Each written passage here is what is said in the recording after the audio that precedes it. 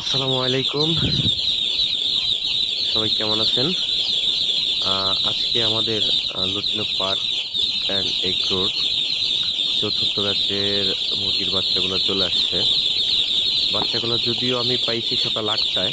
এগুলা কোম্পানি থেকে রাত 2টায় ডেলিভারি করছে। আমার ভ্যানওয়ালা যিনি ছিল উনি আর কি অত রাত এবং একটু সে নিজেও অসুস্থ ছিল, যার কারণে আমি পাইতে পাইতে সকাল 8টা নাগাদ পাইছি। তো মাশাআল্লাহ দেখেন তারপরেও বাচ্চাগুলো কেমন ফ্রেশ আছে একদম। আহ, সবাই একটু কষ্ট করে হলেও মাশাআল্লাহ বলে যাবেন বা লিখে যাবেন। এবং আশা করি ভালো কিছু হবে।